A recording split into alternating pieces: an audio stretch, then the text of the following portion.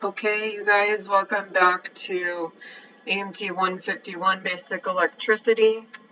I'm going to go ahead and get started. Please type in the chat if you guys can hear me. I think I fixed the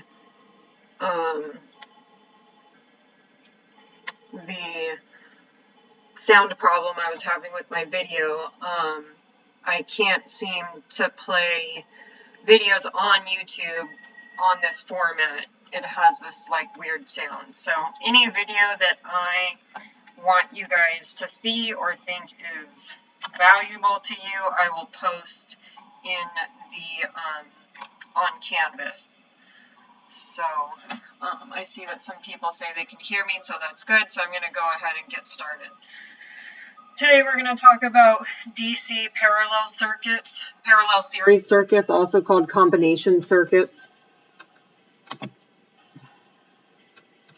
We'll go through the definition of a combination circuit, list the rules for parallel circuits and the rules for series circuits, and then I have an example for solving combination circuit values. So combination circuits, the characteristics of a combination circuit, these are many of them. So in a combination circuit, there are multiple current paths, similar to a parallel circuit. In a series circuit, we only have one current return path, right? Well, in a combination circuit and a parallel circuit, we have multiple paths. In a combination circuit, resistors may be in series or parallel with other resistors. So you can have a combination of both in one circuit. In a combination circuit, a junction is where three or more paths come together. That's called a junction or a node. You'll hear it called either one. Also in combination circuits, two resistors in parallel that have an equal value will have an equivalent resistance of exactly half of that given value. So if I have two resistors that are in parallel with each other and both of them are 10 ohms resistance, then the rule for combination circuits is that those resistors can be combined, and their combined equivalent resistance will be exactly half of that 10 ohms. So it would be 5 ohms. So it's not half of adding them together, because in parallel circuits we don't add them together. Remember, we have that formula we have to use. In series circuits we do add the resistors together. But this is an exception for resistors in parallel. This can be in parallel circuits, and also when they're in parallel in combination circuits. So two resistors in parallel with equal value will have an equivalent resistance of exactly half of the given value. So for example, if we had two in parallel that are 10 ohms, their equivalent resistance would be 5 ohms together. And I think I have a video that has an example of that more. So, and lastly, the total power of a combination circuit is the sum of the resistors' power.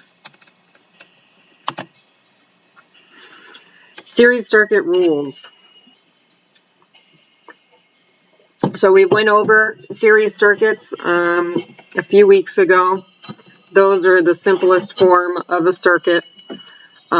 So the three rules that you can always apply to a series circuit is: one, the current is the same at any point in the circuit. In that circuit, the current is always the same. It's the same across the resistor. It's the same when it comes from the battery, when it goes to the battery. Number two, the total resistance is the sum of the individual resistances. Remember, in series circuits, we just add the resistances together. And number three, the sum of the voltage drops or the individual resistors must equal the applied or source voltage. So if we're measuring the voltage drops across resistors, the total of those voltage drops will and always should equal the source voltage, what that battery voltage is. If it does not, then you did something wrong in the calculations. Some rules to remember for parallel circuits. Okay. So number one, the voltage across any circuit branch is the same as the applied or source voltage. So similar to series circuits, but this is our voltage law. And in series circuits, we have a current law. In parallel circuits, our voltage is always going to be the same across circuit branches. In series circuits, our current is always going to be the same. So rule number two in parallel circuits, the total current is the sum of the current through all of the circuit branches. So remember, in parallel circuits, we are adding the current together. In series circuits, that's true for resistance, but not for current. Rule number three, in parallel circuits, the total resistance is equal to the reciprocal of the sum of the reciprocals of the branch resistances. So that's just kind of in words stating that formula that we have for total resistance in parallel circuits. Remember, our formula is 1 over total resistance equals 1 over resistance number 1, or resistor number 1, plus 1 over resistor number 2, and so on and so forth. And that is our formula in parallel circuits.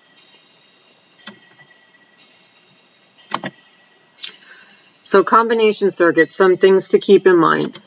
Number one, resistors in series can be combined to form an equivalent resistance. So what equivalent resistance means to us moving into combination circuits is if you have, according to this rule number one, if you have resistors in a series circuit, let's say you have 3 resistors in a series circuit, what you can do is you can combine them to make an equivalent resistance. What an equivalent resistance means is, let's say if we had 1 resistor in that entire circuit made from those 3 resistors, it would be equivalent to whatever the sum of those resistances are. So if we had 3 resistors in a series circuit measuring 1 ohm, 2 ohm, and 3 ohm, we could combine those to make an equivalent resistance of 6 ohms. So point number 2, resistors in parallel can be combined to form an equivalent resistance. This is the same as number 1, but we still have to use our formula for total resistance. So in a combination circuit, we're going to have series and parallel resistors. And in our parallel resistors, we can use our formula to find the total resistance of 2 or 3 or 4 resistors in parallel to make an equivalent resistance. Again, meaning if we took those 2, 3, or 4 resistors and combined them to make one big resistor, then that would be in place of the multiple resistors. We can combine them to make one resistance value, so it's easier in our calculations. And number 3, the equivalent resistances are used to draw simplified equivalent circuits. So these are our simplification steps for combination circuits. We want to be able to see resistors in series and combine them. We're going to see resistors in parallel and combine them. And when we do, we want to redraw these circuits in simplified equivalent resistances.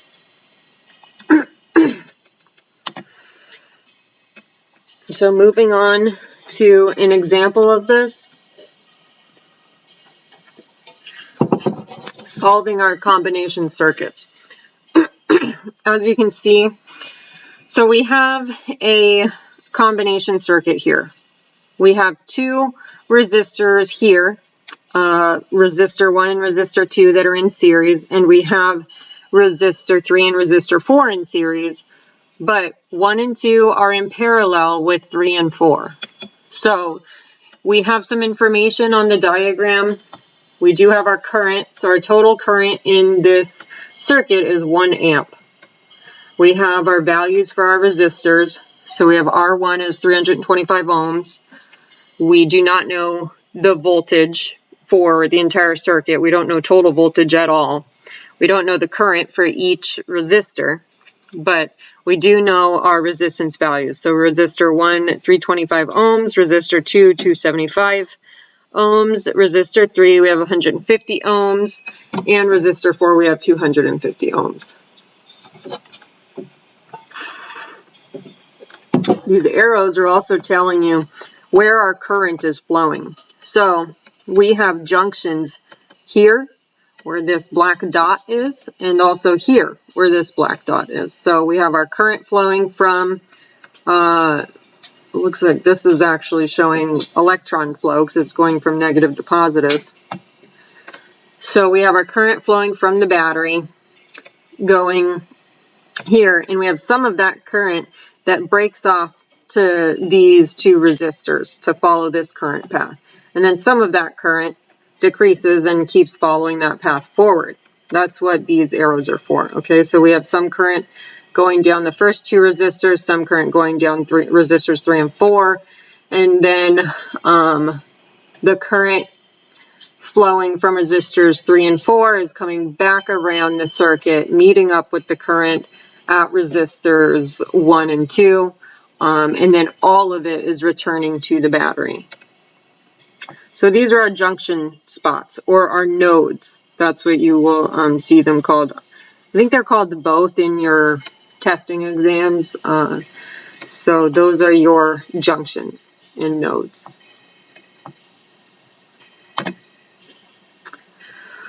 Okay, so what we want to do is reduce and simplify.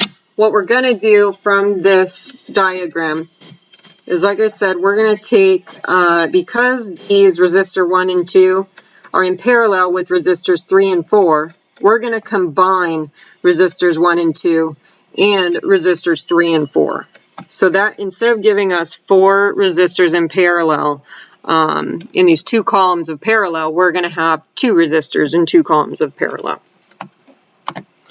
So that's our first step. Combine resistors 1 and resistor 2, combine resistor 3 and resistor 4, and then simplify and redraw the diagram. So here you see we have resistor 1 plus resistor 2 because remember they were in series with each other. Resistor 3 and resistor 4 were adding together because they are in series with each other. But we still have a parallel circuit. Okay, so our values on the beginning of the diagram, I think were resistor 1, 325. We would add that to resistor 2, which is 275, and we are going to get 600. And then resistor 3 and 4 will add together, which is 150 plus 250 is 400, which is what we have here. So we do not know our total resistance, but we have simplified our resistors that were in series with each other, and now we have a completely parallel circuit. So find total resistance. Well, we know how to do that, right? Because we have our formula. And like I said, these formulas will be provided to you in any time we're testing. So here's our formula for parallel circuit. We have our 1 over total resistance equals 1 over resistor 1 plus 1 over resistor 2, and so on and so forth. In our specific problem, I have it written out here. We have 1 over total resistance equals 1 over 600, which was resistor 1 plus resistor 2. We're going to add that to 1 over 400 because we combined to make one resistance between resistor 3 and resistor 4. What that gives us, when you calculate that out, and you don't forget that you have this 1 over total resistance here, is that's going to give us a total resistance of about 240 ohms.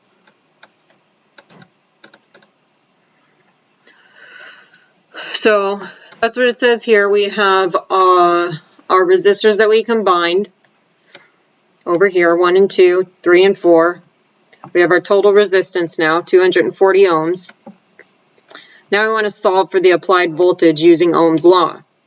So remember Ohm's law, here is, in this diagram, it's represented as E, but could be E or V for volts, equals I times R, current times resistance. So if you take that, our current, remember at the beginning of the diagram, was given to us and was 1 amp. Now we know our total resistance is 240 ohms in the circuit. So we multiply the 1 amp by 240 and we get 240 volts, and that's our voltage for the entire circuit. Now we want to solve for the branch currents using Ohm's law, and these are our branches here. In parallel circuits, any resistor or load that branches off of the circuit is going to be called a branch in your text or testing formats. So what we're looking for is the currents of each branch. We're going to do the same thing. We're going to use Ohm's law to find those as well, because we now have our total voltage, we have our total current that was given to us, and we calculated our total resistance.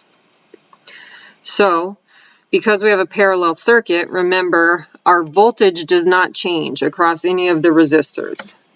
So we bring that over here. We have right here, it explains that as well. This is our source voltage equals your voltage at resistors 1 and 2, because remember they're combined, equals your voltage at resistors 3 and 4. So it's all going to be the same. Each voltage across each branch is going to still be 240. That's going to be your source voltage. So we take this and we apply Ohm's law. We have our total voltage, 240, or I'm sorry, our branch voltage at resistor 1 and 2 is 240 volts. Our resistance at resistor 1 and 2 that we combined is 600 ohms. And we are going to use Ohm's law to find the current, which is shown for you up here. We have current at 1 and 2, the combined 1 and 2, equals voltage times resistance at your branch. So 240 times, you have your 240 times your resistor gives you, divided by your resistor is going to be current equals voltage divided by resistance. So you have your voltage 240 divided by your combined resistors 600 gives you 0.4 amps. And then we're going to do the same thing for the branch at resistor 3 and 4. So we know our total resistance at branch 3 and 4. We know what our applied voltage is at that branch is going to be 240 volts. So we're going to take the voltage and divide by the resistance, voltage over resistance, and that will give us 0.6 amp. And now we know that's correct because in a parallel circuit, we should be able to add the currents together at each branch, and it should equal our total current, which is 1 amp. So 0.4 amps plus 0.6 amps gives us our 1 amp.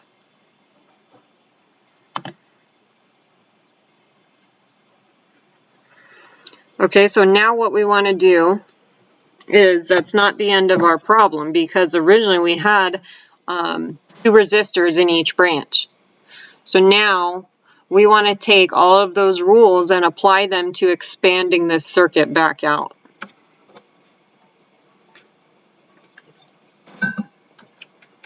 So expand the circuit back to the original circuit. Branch currents remain the same. Remember, the current doesn't change in series when you put the resistors in series. So that's why the branch current here is not going to change. We still have our current. Our current at resistor 1 is going to be 0.4, as well as our current at resistor 2 is going to be 0.4 amps. That's not going to change because we just took these and expanded them back out into series. What is going to change is we're going to have some voltage drops. So you see over here, same thing with resistors 3 and 4. So they were combined, and we had a total of 600 ohm. I think that one was 6. Was that 6 or 400? It was a 3 and 4 were a 400 ohm. Now we're going to split them back out into resistors 3 and 4. All we care about is our total resistance, which we already have, is 240 ohms. So we want to find our voltage drops. That's what we're going to do next. And same thing at resistor 3 and 4. You see how the current didn't change? It's still 0.6 amps at resistor 3 and 0.6 amps at resistor 4. So we want to solve for each voltage drop using Ohm's law.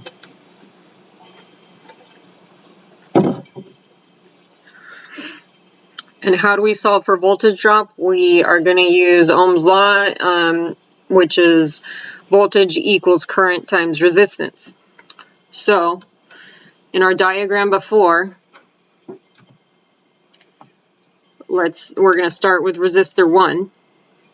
So we have voltage equals current times resistance. Well, our current is 0.4 amps, and we're going to multiply that by 240 ohms. That's our resistance at resistor 1.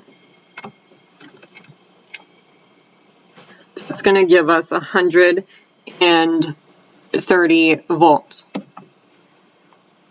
Oops, I'm sorry, we're not multiplying it by 240 ohms because that's our total resistance. But remember, our resistance at resistor 1 is 325 ohms.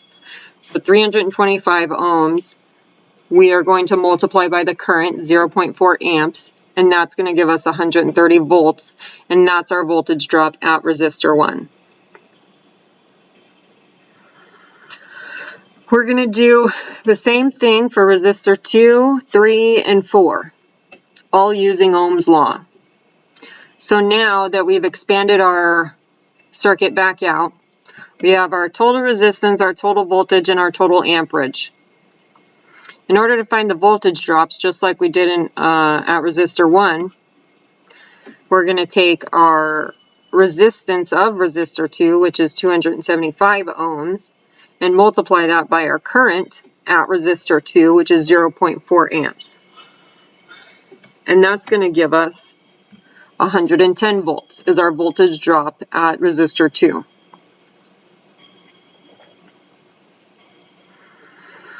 And same thing with resistor 3. Here we have resistor 3 is a value of 150 ohms. We found our current across resistor 3 is 0.6 amps. We're going to multiply those together because of Ohm's law, and that's going to give us a voltage drop at resistor 3 of 90 volts.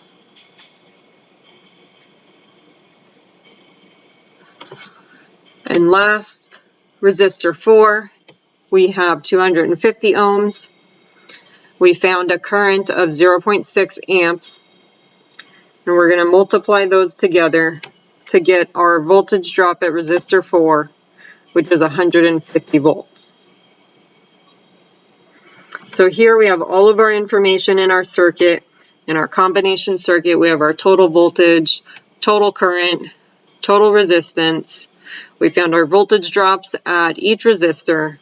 We found our current at each resistor, and our resistance at each resistor was given to us. Okay, so you guys can type in the chat, what would you do if I wanted you to find the power expressed in watts in this problem? Let's say we wanted to do the total power. Oh, Javier says he can't see anything. Let me check my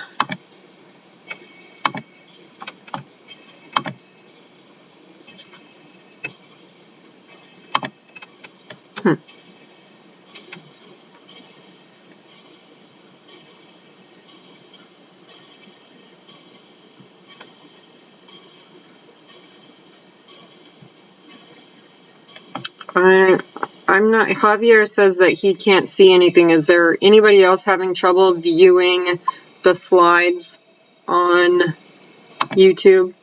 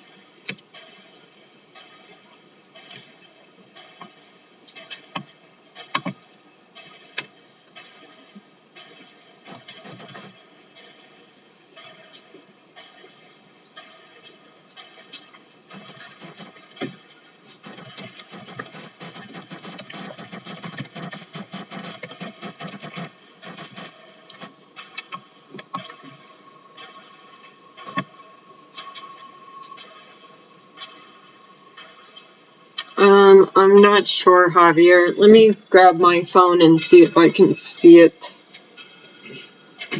in mine.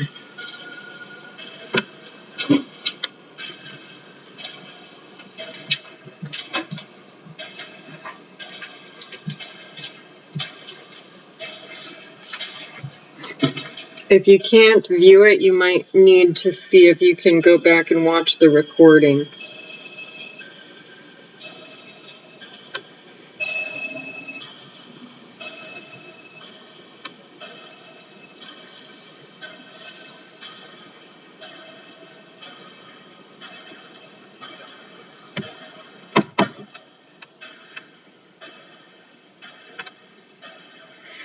Okay, well, I'm going to keep moving on if nobody else has any issues. Okay, so let's say we're going to use the formula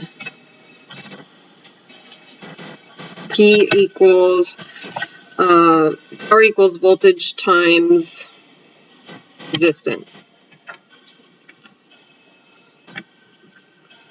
I'm sorry, times current. Times current. I would like you guys to find the power expressed in watts of this, the total power of this circuit.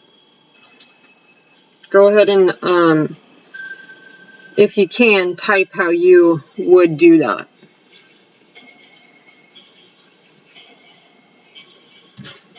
And I'm going to look at my video while you guys do that.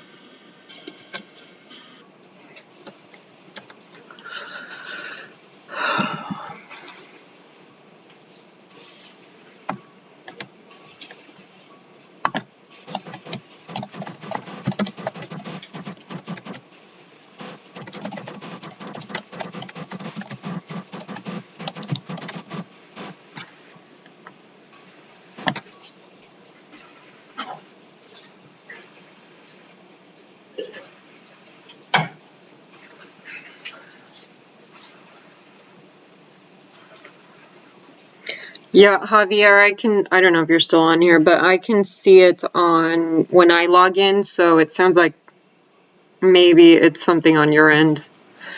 You probably need to log in and back out.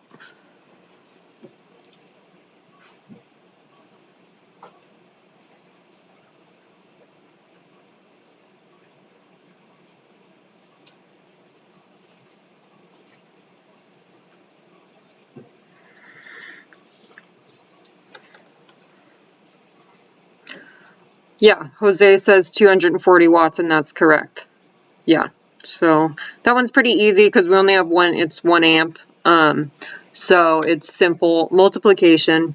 But those are all the calculations that you guys will need to be able to complete in a combination circuit, and then be able to, you'll also want to know how to convert each branch at each resistor to watts as well. So same thing, we would take voltage equals power equals voltage times current, and you could do that at each resistor as well to find the voltage, to find the power being delivered in that voltage, in that resistor.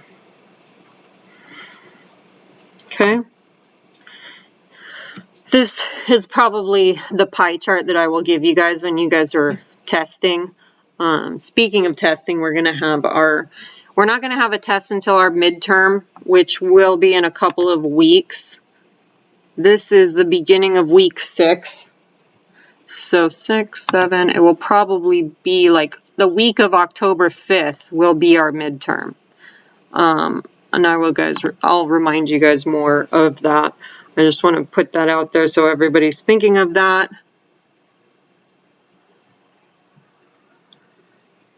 Okay. I see Austin said that he had trouble on his phone as well. Yeah, I see it on my phone, so I'm not sure what's up. But, so that's an example of combination series, of a parallel series circuit, also called combination circuit.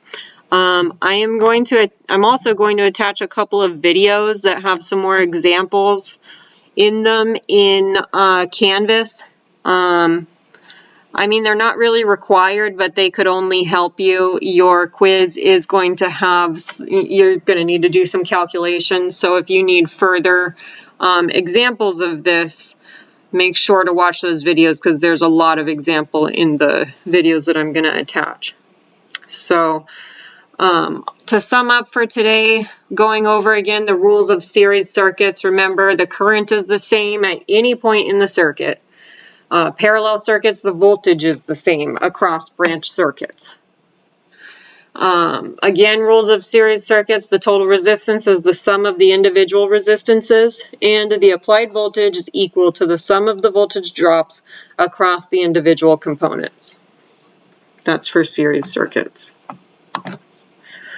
Rules of parallel circuits, the total voltage is the same as the voltage across any branch. The total current is the sum of the individual currents. And the total resistance is the reciprocal of the sum of the reciprocals of the branch resistances. And that's just our formula that we use. Oops. So, in rules of combination circuits. Combination circuits are circuits that contain both series and parallel branches. A junction or node is where 3 or more paths come together in the circuit. Two resistors in parallel. This is actually a rule for combination circuits and parallel circuits. So 2 resistors in parallel with equal value will have an equivalent resistance of exactly half of that given value. And last, the total power is the sum of all the circuit resistors' power.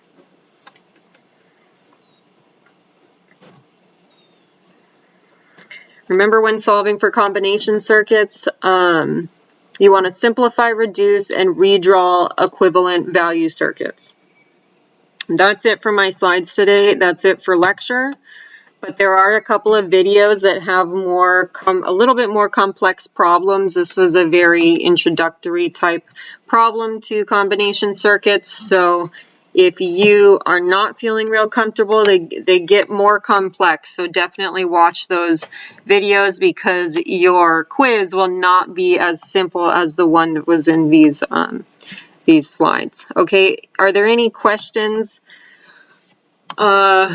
over lecture today over the combination circuits? If you don't have any questions, you're free to go. You will see Mr. Kimball in lab. Don't forget to take the test tonight by midnight. And the slides will be available tomorrow.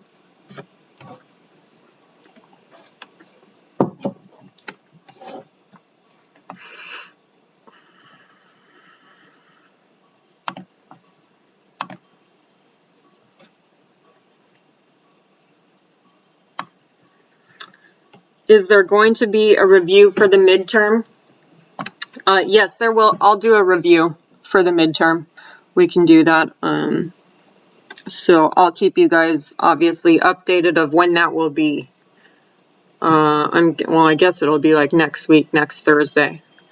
So I'll put a posting in Canvas this week for the details of the review and what date the midterm will be. Okay.